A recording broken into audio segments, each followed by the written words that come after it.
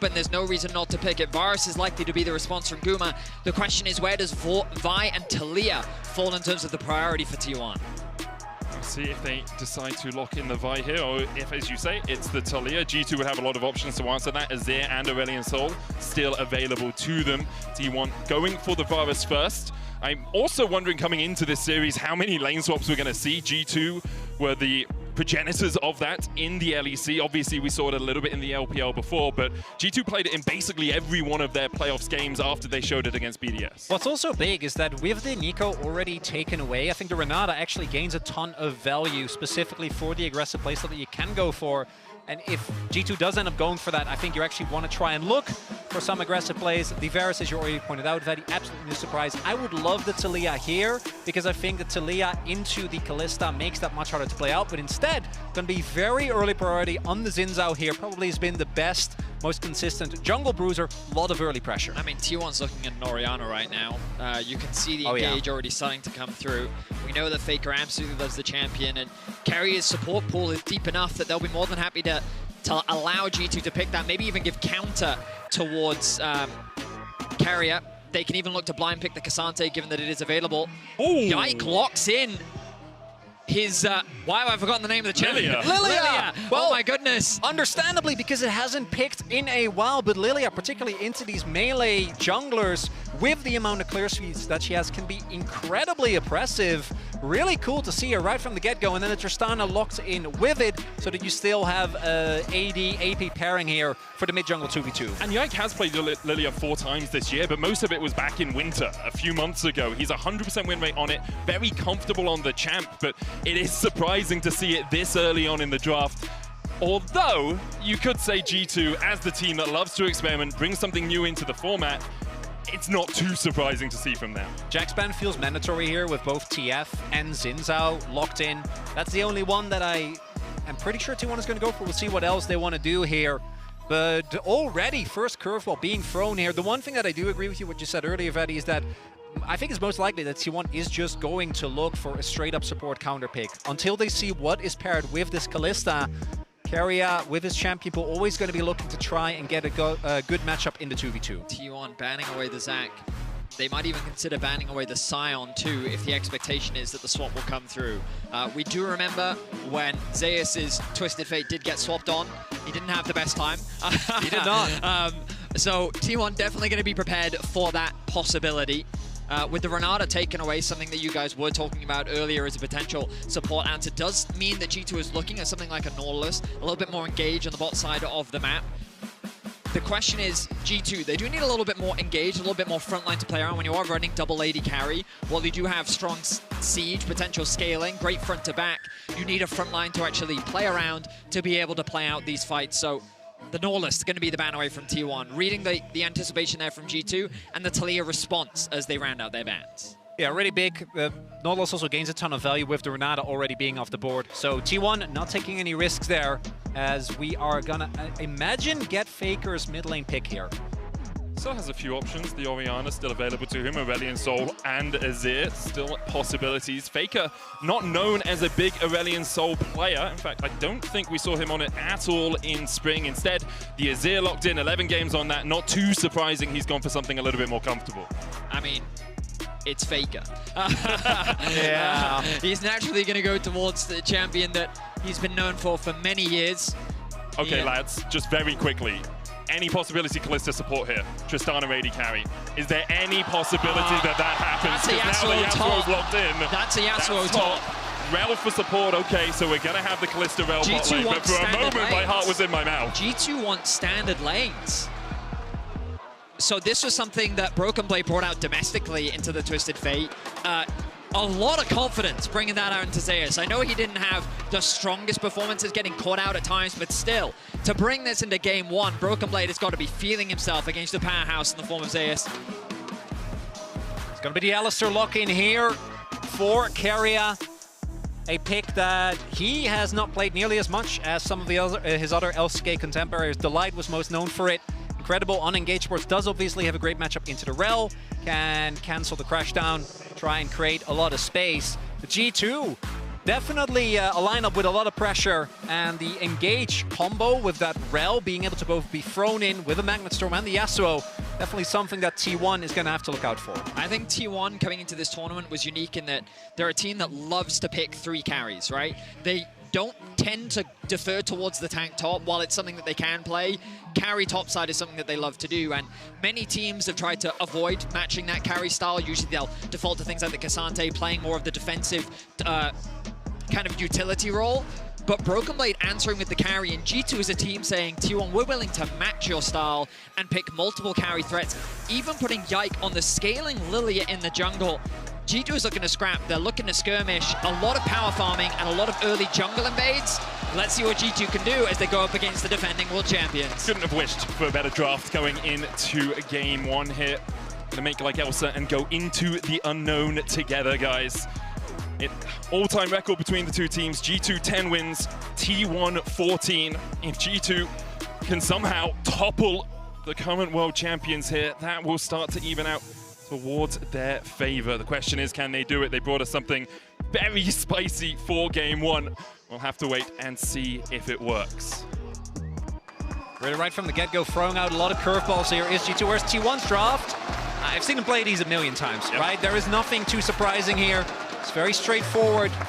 That top lane matchup is going to be the main thing I'm going to focus towards. How is that going to be played out? Because Yasuo is very feast or famine in that 1v1, I can say, as someone who watched Khan pick it in 2021 in the World Finals, and that did not end up going very well. And although the draft does kind of push you towards standard lanes, there is always the possibility of a lane swap. They have been a big proponent of it. We've talked on the desk about it. Emily Rand always pushing that lane swapping is good. You like them as well. Worse. I love lane swaps. I adore them, and if they happen, we'll talk about them as we are going to make our way onto Summoner's Rift for game 1 of this best of 5. I'm excited, gentlemen. Like, what a game 1 to start us off. We know that T1 versus G2 has given us some incredible series in the past, and I'm hoping for another one today.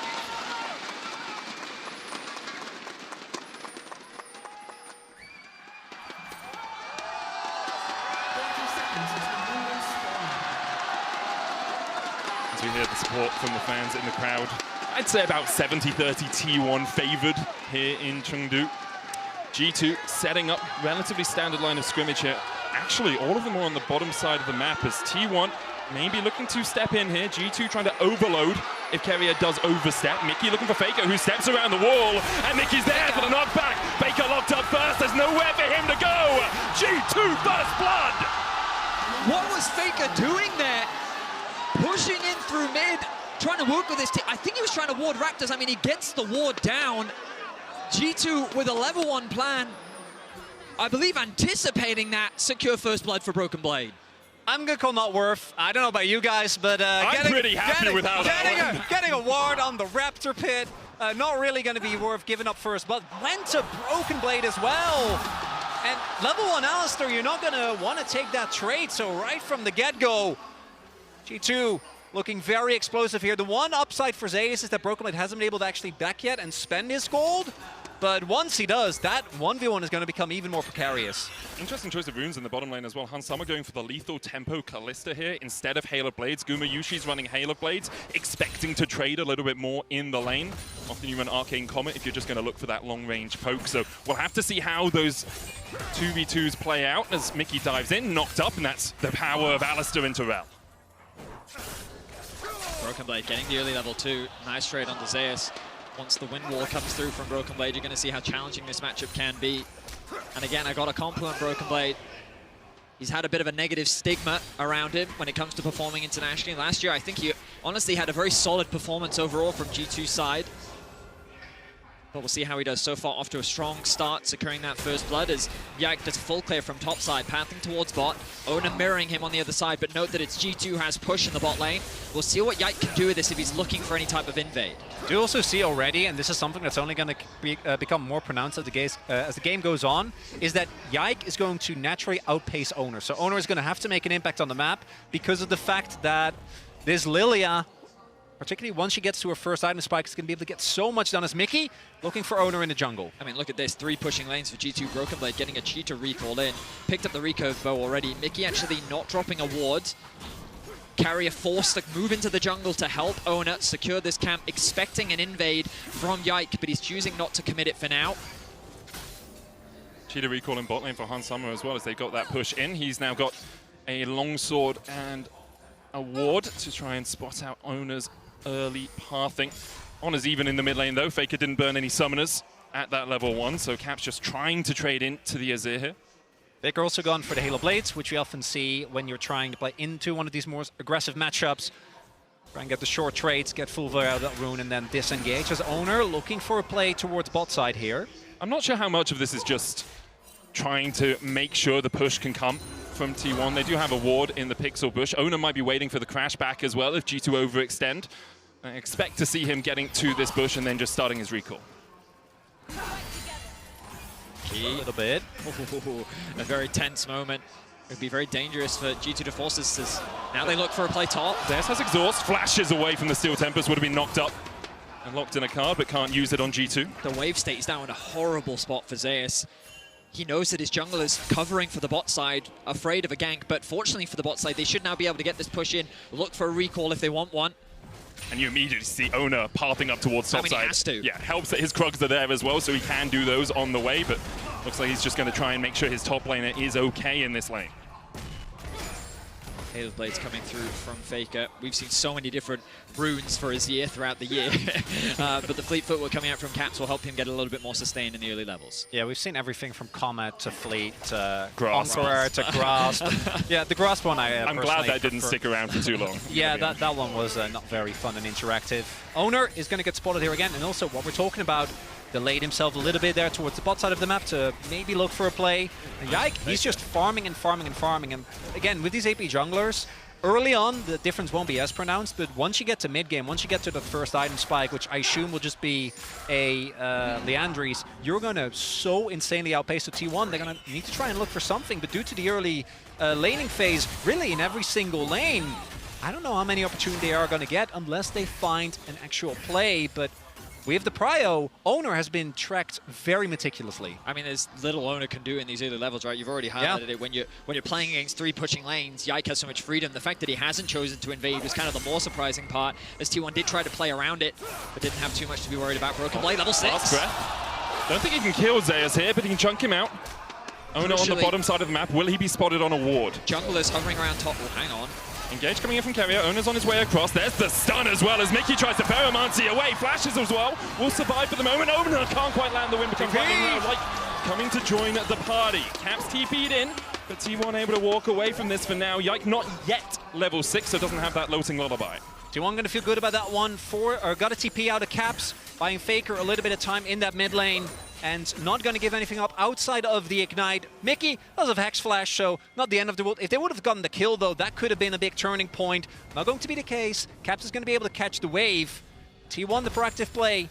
It's a little advantage, but not that much. Azir, crucially, which is why I think he stayed in the lane for so long, as Broken Blade pulls it, gets it pushing into him, that he wanted to hit 6 in case there was either an opportunity on the map or maybe a really aggressive push from Broken Blade as Mickey.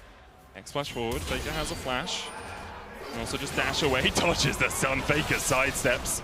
Sublime to see. Caps still has the jump away here. Owner can look for the win, becomes lightning across the wall, doesn't land it.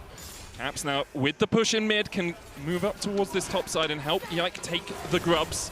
Looks like Owner won't get any of those first course of Grubberinos. I mean, so far in this early game, things looking up for G2. When you kind of want to look at it holistically, Zay is still doing very well considering the amount of pressure that's been thrown towards him on the top side of the map. Caps going in, knocked back. We've seen Caps do this before he flashes. Not quite enough damage, but one more auto is enough for Caps to get G2's second kill. Faker walked back into that. Think he might have been able to get out with Caps flashing, having to because of the ultimate, but no. Second death here for Faker, and G2 pulling further ahead. Caps this year has been performing out of his mind. Undisputably considered the best mid, the best player in the LEC. Starts the series off with a solo kill. Doe goes in with the last breath, the Loathing Lullaby as well. Double sleep, Yike knocked back, watch out, Eep indeed for T1! And a gorgeous flash from Broken Blade! The Keyblade follow-up! G2 are 4-0 up! And the exhaust and Broken Blade, that doesn't matter when Yike is there, level 6. Haunting guy's done. even with the flash. T1 getting obliterated here in the early game. G2 defying expectations 8 minutes in. They find themselves with a 2K gold lead. But we should never jump to conclusions. T1, they do a good job of finding ways back into the game, but so far this early game is just individual prowess. Caps gets knocked underneath the tower by Faker. Quick thinking, using the ultimate to knock Faker out of range. He follows it up with the reset from his W, and the flash secures a kill. And then we look at the top play. And here again, the exhaust, yeah, it mitigates some of the damage, but the sleep still comes through. And because both Owner and Zeus are slapped, is an opportunity. Broken Blade getting the flash knock up as well. And we come back to a pause. Wow. Okay. Against it. And then the Yasuo. This is so sick. We're getting back, I think. Sorry, Raz. I will hear from you. No, after I want to see the game. All right, take it away, Medic. See the game, we are back on into it. It was a keyboard issue for Gamushi that has now been rectified. Yike on the top side of the map. But let's just evaluate where we are. It's about a 2,500 gold lead for G2. They got the first 3 grubs, a lead for Broken Blade in the top lane. Bot lane relatively even, as you can see. No gold differences there. Imagine now G2 is going to be looking towards these dragons. Want to try and start stacking them up early, particularly with the lead that they have already generated for themselves. Yike already halfway towards his Leandris. And once the level 6 becomes available, there is a lot of lockdown on T1, which makes it a little bit careful. We already mentioned, right, like gold card combos can be found, but between the wind wall and the fact that Mickey can play very aggressive because he's paired with the Callista, can just be pulled back at any time. And then you have Caps with the buffer on his W as well. There are a lot of slippery members here, so we'll see to what extent T1 can lock down a target. Owner spotted by the Sentinel as he starts up the Drake, would have been spotted by the ward in the back anyway. Yike, even though he's running those Ionian Boots of Lucidity, does have Legend Tenacity in his room page, so we'll have a bit of tenacity for those later fights. It looks like G2 are just going to give up pressure around this dragon. They were getting pushed in the bot lane because Mickey roamed towards mid. Look at Caps right now. You've always got to keep your eyes on this man in the mid lane. He knows that Faker has moved down towards the bot side. Zeus aware of the potential play. Zeus steps into the bush, Caps looking for him, gold card locked, but Zeus doesn't really have the damage yet to take down Caps, as the plated steel Caps first though, so he doesn't take too much of his own health bar. Big thing here, of course, is that if Caps can go there undetected and he can just press R on Zeus, last breath follow-up, and there's basically no way to outplay that. Instead, it's going to be the dragon, and the roam will get punished. Oh, Owner might just look to get Caps here. Wind becomes lightning, hits. Caps going to jump away. Owner can go for the chase. There's the Destiny as well, and Caps in his jungle tries to jump away again. Flash from Zeus. T1 on the board. Nice collapse from Zeus. And T1 punishing the roam from Caps. He's going to lose more than just a plate. He's going to lose 2 waves in the mid lane. Zeus now going to lose a little bit of his own, but he shouldn't be too hurt off the back of that. T1 proving their tenacity, and after the pause, able to bounce back and find a big pick. Big thing there as well. Owner in a good position to catch the roam back from Caps, who ends up not only dropping a plate, but also getting killed. And then because Owner's present, Broken Blade also has to play respectful, can't go too crazy onto Zeus, even though the exhaust is still down. This is one of the things you can do with the Lilia, but given that Carrier isn't currently known on the map, I think Yike makes the right call. The important thing for Yike here is you take a step in, you look for it, you reset Faker's recall, because then you can go for these grubs if you want. You get the mid push, you can already see Mickey moving across as well. Broken Blade has the push in the top lane. Kerry is trying to answer, he's level 6, as is Mickey, so we'll see how much work, how much displacement Carrier can bring out if a fight does begin. TPs are about to come back up for the mid laners. Faker making his way back towards mid, but the Mickey roam up towards top means that this is going to be 6 scrubs secured for G2, which seems to have been their priority with the Lilia. Broken Blade finding another nice trade towards top side. This matchup only going to get worse. Earlier we said that the gold was pretty even, but obviously after that small skirmish, you can see a 20 CS discrepancy starting to build up. And while Hansama is falling behind a little bit, a lot of that is just off the back of Mickey permanently roaming towards the mid lane. And Hansama kind of being forced to play this 2v1, which he's doing all right in for now. And now Broken Blade is sitting on a Kraken Slayer, his Berserker Greaves, and the wave state is an absolutely abhorrent place for Zeus. So really hard for him, and we see he's actually moving out on that to try and look for a play. Yeah, Faker's coming down towards the bottom side. Zeus can cover mid, or he can work his way down here, but with no Destiny, it's immediately called off by T1. The ward over the wall, spotting him out. Cap stepping a little bit further forward. He knows T1 are in his bot side jungle. Cap swiped back. should be able to jump to safety as Ona's coming in. Yike looking for a bit of damage, but the collapse from the rest of G2 is not there, so in the end, it will just be a stop of the skirmish. A little bit disjointed there from T1. Faker committing the ultimate, and I imagine that there would be follow-up, but Owner not quite in position, and of course, being Xin also needs to actually proc his Broken Blade. Immediately goes up towards the top side. Broken Blade thinking he can step past this, maybe even proxy the wave to keep Zeus behind in the lane, but now Broken Blade is getting collapsed on. Caps pushing in the mid lane, should be able to get a plate of his own. Broken Blade stepping away here, tries to put the damage down onto Zeus, who locks in the gold card. Yeah, Broken Blade, you don't win this 2v1. Zeus steps in, there's the gold card, Faker shuffles forward, and Broken Blade should fall. He goes in with the last breath, but the shutdown to Faker is enough. Meanwhile, in the mid lane, Lifting Lullaby on Ona forces him away. Another plate for G2 as Carrier looks for the stun. Knocked back, TP behind by Faker, still no Shurima shuffle for him. He does have the flash though, and Mickey doesn't have much of a health bar left as T1 continue to collapse. Carrier has the flash. Headbutt pulverize, goes in onto Caps, Destiny behind, and now Caps needs to get the hell out of there, but T1 are trying to send him to the depths. Faker chasing in, Faker finds another. And from what was a great game state for G2, T1 punch back. Looks like the reboot was successful for Faker. Just barely able. It was a 4-0 start for G2, is now all of a sudden 4-3. We are going to get back on into the game. It was the same issue as last time. Gumayushi had a problem with his keyboard, and here we are back onto Summoner's Rift. 14 minutes in, the plates now fall off. T1 able to get 3 in the mid lane. Faker about 600 gold ahead. He's currently sitting on about 2,000 gold in his inventory. Drake up in 46 seconds, so Faker will want to get a recall off before that. Have another look at this mid lane play. TP behind by the Azir as G2 have overstepped. So G2 think that they can get a nice dive here. They don't respect the ability of Faker to TP, but I think to what add insult to injury is the Twisted Fate ultimate as well. Mickey splits off from the pack. I imagine trying to bait T1 away from his teammates, but they see their eyes on the prize. They want to get this kill on the Caps. The flash committed from Faker means that he's able to get a bit of revenge. Yike, just barely getting away with his life.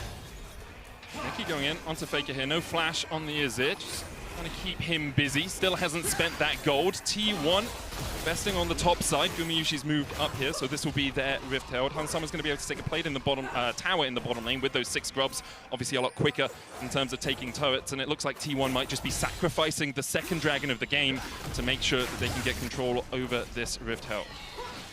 Herald, though, going to be valuable when it comes to sieging. Things like Tristana and Azir both have incredible wave clear, and that Herald is so important for being able to unlock that mid tower. Ona doing a good job of counter-jungling as well, stealing away what camps he can. And ultimately, the map has been split. Isolating Broken Blade a little bit, but he's not going to be too upset about that. I do like it from T1 though, because Broken Blade doesn't have vision in the river at all anymore, so he can't step very far forward without the threat of Ona coming across, of Faker coming across. Faker currently the one matching him in that side lane. Hansama and Mickey have been moved to mid, and it looks like it's going to be Caps versus Zeus down towards the bottom side of the map. And it's been mostly skirmishing that we've seen. A lot of 2v2s, a lot of 3v3s, and that is where the TF, even when he's behind, really, at this point, you can almost buy Shirelles, just run at people. Zeus. He's going to die. Yeah, Lilia's there. Yikes on his way. There's no way for Zeus to get out of this one. Has exhaust, has flash. Shouldn't burn either of them. As soon as he sees Yike arriving, watch out. Eep as Zeus falls in the bottom lane. Meanwhile, on the top side, T1 take a turret. Now, Chronicler, this is something that isn't new to Zeus this split, am I right? No, he's been doing this a whole lot. The TF is a pick that has been very successful for T1 when it's doing well, particularly in the 1v1. Zeus is insanely oppressive, but in these type of game states, it is really easy to get caught off guard, push way too far. And again, G2 now back up to about 2.5k, so building the gold lead again, thanks to that first turret blood and the kill on Zeus. You think about the 6 scrubs value as well. Yasuo sitting in a side lane, the Tristana sieging as well. We already saw how much damage Caps was able to get on the bot side. Remember that they were buffed coming into MSI too, so we've seen more teams putting more priority on securing those 6 scrubs, and I think for G2, it's really just going to help them siege and threaten these side lanes that they have so much influence over. See as well, T1 making sure if this mid lane turret falls as well, and is quite low, even with Caps dying twice, it's still Tristana, so is still going to have a really easy time chewing for that turret health. The entire ring of outers is going to be gone, and as already mentioned, I think that T1 still have a really strong 5v5. You can always create vision with the TF ultimate. but if you don't have a good grasp of where the members on G2 are, any combo of Mickey or Yike or Broken Blade finding their access onto the enemy backline is going to be an absolute disaster. I see both teams just playing the do we have the numbers game. Who do we see in the side lane? Okay, we see them as Mickey steps forward. Dances away. Ona's still very healthy. Mickey took a huge chunk there. Hasn't got his first item yet. Herald down in mid lane would make sense here as T1 look to pressure this mid lane turret. All 5 members around here. Caps recalling in a side lane. This turret has been given up by G2. Well claimed by T1. I think they can escort the Herald in for another siege. Broken Blade has made his way mid.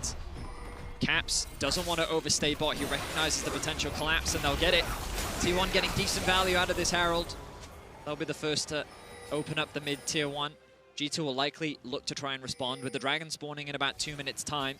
You imagine that'll be the next big point of contention. Betty, it's T1. The Baron's up before that. That's a good point. Very good call. I mean, I was thinking to myself earlier, oh, hang on a second, Broken Blades. Manages to get onto Guma Yushi, who has the cleanse, who has the flash, and has the chain of corruption, but it's blocked by the wind wall. G2 investing the TP here as Mickey falls to a piercing arrow, and Carrier finds the double knock-up. Yike trying to do everything he can as Caps is forced away with the exhaust. Zeus logs in the gold card. Hans Summer has to cleanse. And there goes Ona pushing forward once again. The Destiny onto the back line as Yike now locked up, shut down by Faker. Hans Summer next on the menu as the dive forward continues for T1. It's beautiful. And Guma, of all people, if he looks to be too juicy of a target, he probably is. The man has been so consistent. He's the bait served up. And G2 take it.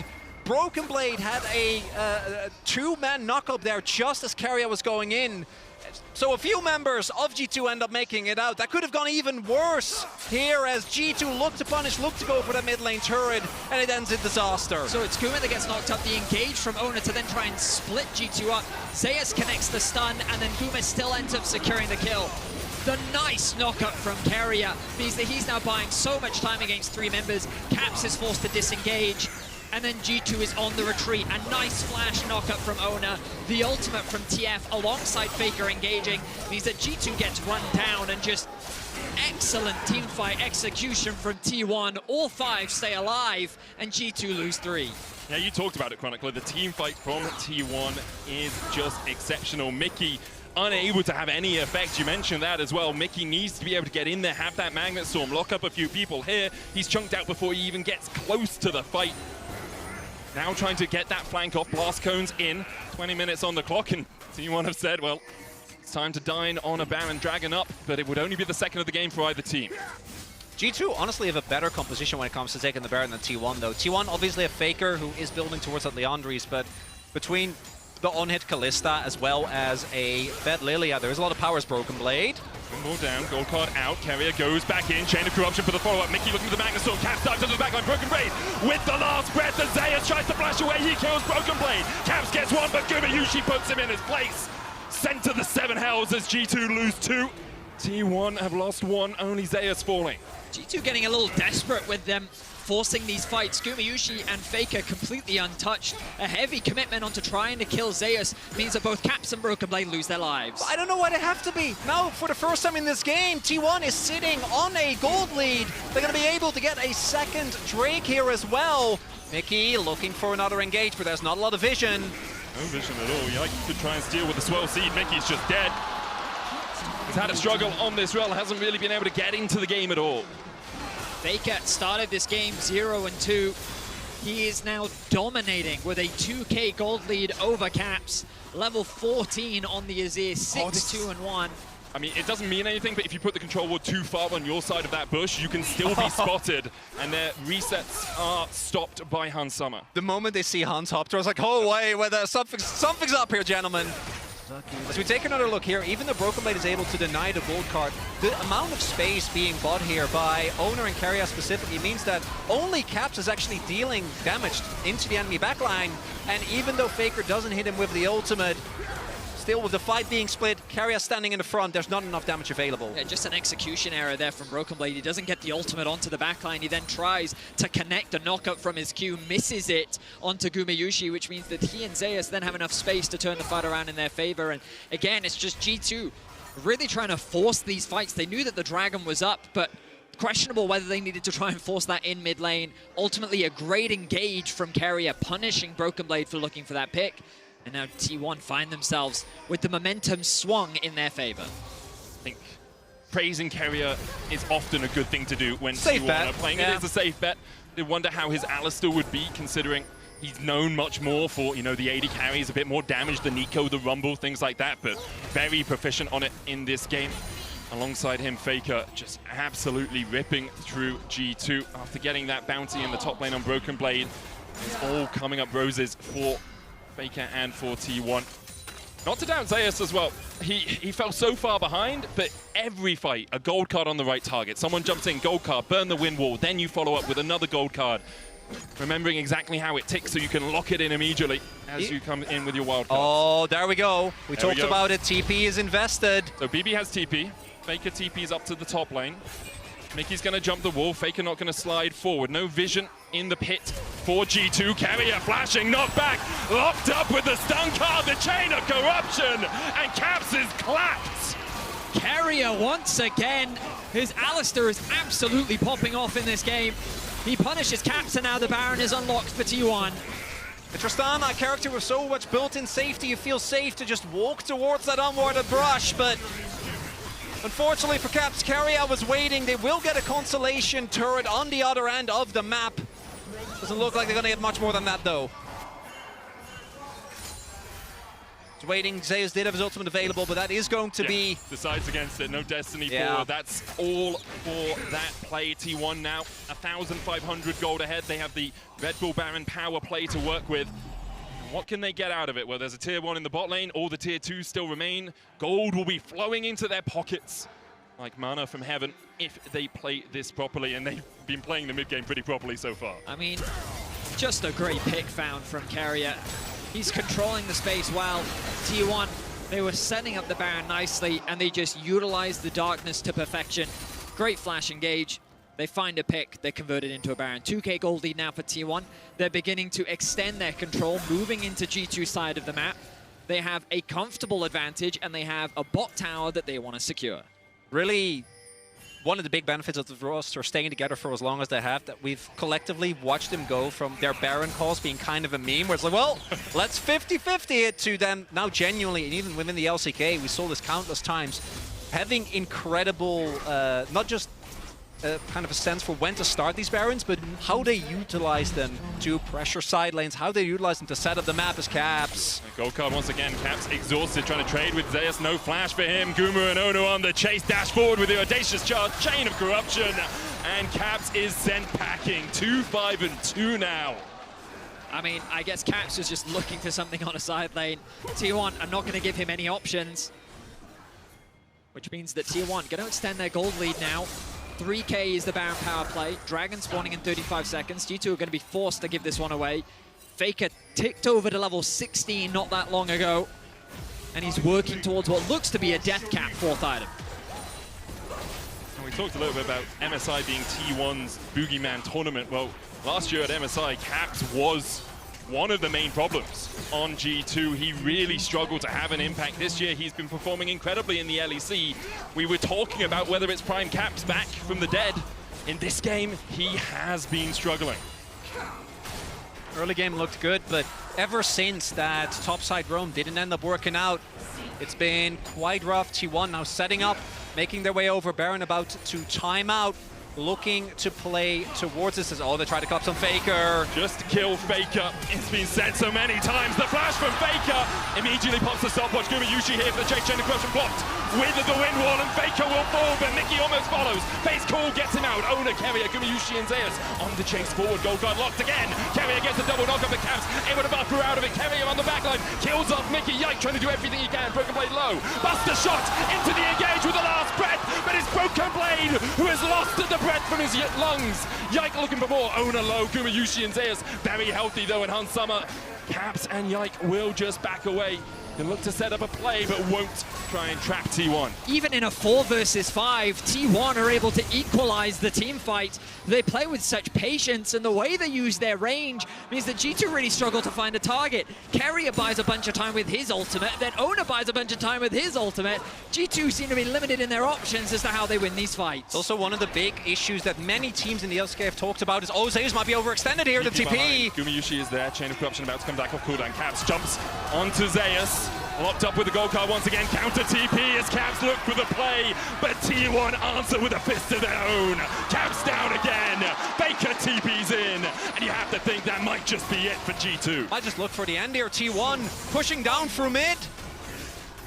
They're going to be on the inhibitor tower very shortly. Broken Blade Mickey trying to defend, but it's the Nexus turrets that they will be defending. I think T1 just want the inhib, get the Drake, get yourself on Soul Point, take anything from G2's jungle on the way out. As I was saying earlier, one of the big things that many teams have talked about when it comes to facing T1 is that it becomes a mind game in of its own. Is Faker overextended? Because sometimes he is, or is it just, is the rest of T1 ready to respond? And it becomes kind of a lose-lose situation where you have to punish him in situations like that. But when the rest of the team is ready, it can backfire immensely. 4.2k is the gold lead he has over Caps right now. The bot lane as well for T1. I mean, I was going to say a silent carrier, but carrier has not been silent this game. His impact has been absolutely massive. And but Gumayushi's 0 deaths, his positioning has been flawless in these fights. As desperately as G2 has tried to get onto the backline, he has really been in no danger at all. And T1 demonstrating the level of their team fighting and how difficult it is to team fight against this roster. The Dragons secured, T1 poised to take game 1 of this series. And while G2 showed us some promising things in the early game, T1 have bounced back incredibly well. You look at where G2 had their lead, mostly on Broken Blade. He's at 3 items, but so is Zeus. Now has a bounty on his head. Someone's really angry at him for being 60 CS down, 1.6k. I mean, I wouldn't trust TF. I'll put out a bounty on his head. Yeah. You know he's involved. I mean, sure he's involved in some nefarious business, okay? Him and Graves looking shady. Oh, yeah. Oh, Magnus Storm in as immediately they dive in. Baker puts the Emperor's Divide down, but G2 from the darkness found something. Zeus with the blast cone out. Will G2 overextend for more? Will T1 catch them in that trap? And that's what I was talking about. You got to keep looking for the plays. They take down Faker. It will buy them a little bit of time as the Baron is about to come up here. There was a decent amount invested, though. We'll see if T1 is going to at least posture, maybe set up a trap. I will say, Faker seemed to be cautious of a potential play. I don't think he was expecting that, though. There was very little he could do in the situation. Didn't have flash, did commit the ult. Now G2 with the numbers advantage, they need to look for a fight. Baron up, no TP on Faker, he's 20 seconds away. Gold card locked once again as Mickey down to half HP, only has that Trailblazer in terms of completed items. G2 might just call for the flip here. Go for the 50-50, you're so far down in the hole anyway. 5,000 gold behind T1, Destiny out. Carrier getting forced away by Caps. G2 still on the Baron, Chain of Corruption just goes wide. Mickey locked up with a gold card once again. The Baron down to 2,000. Zeus takes 1, but Yike gets the Baron. Carrier with a 3-man knockup, Owner with the Crescent Guard. Stopwatch coming out as G2 just try and get out of the fight, but they might look for more. Yike has the lilting lullaby, only locks up Owner. Unsummer dancing and ducking and weaving his way around the pit, but he just can't get away. Gold card locked again as Yike's day will be ended. The Baron for what? Perhaps a Nexus. Incredible team fight once again from T1. Carrier just keeps finding these engages. They have 5 people alive, only 2 left to defend. I don't know if the Baron buff is going to be enough to keep G2 alive in this game. It would be a miracle to end all miracles as Caps is just demolished. Broken Blade there in time with the wind wall. The Baron up minions helping out G2 a little bit here as T1 start the siege. Carrier down to half HP, Unbreakable Will almost back up for him. The first Nexus tower falling lower. They're trying to get both at the same time. They take 1. Mickey goes for the engage, last breath, but it's only onto Zeus. The Magnus Storm not going to do too much. And it looks like it's all over for G2 in game 1. Owner playing with his food a little bit as Broken Blade's locked up. Caps trying to get the damage down, but Hans Summers next on the menu as T1 clean up G2. And it's T1 G0. The amount of dive available for G2, and Guma somehow ends up with a perfect KDA on an immobile carry. The early game, the counter picks, I love the game plan from G2, but it felt like in the middle there, they kind of lost track. And once they lost control, once you lose control to T1, they are not very easily going to give it back. The momentum shifted incredibly fast, and T1 seemed to never let it go. We'll have to see what the analysts think of that game, but it was a banger nonetheless. It absolutely was, but this is the best comeback team in the world, and you've given them their comeback on a silver platter. They will not say no to that, and they finished the game the way they took it over after, I want to say, the first pause, right? It's almost like they flipped the switch immediately. And it's interesting how I was talking to Maurits before, and he said, one thing you need to know, Gumayusi has been the most consistent player for this team for a long, long time. And he, together with the rest of his bot lane, just masterfully played that game. It was so beautiful, and it felt like it was just that one opening. The moment they found that one opening, and to me, that was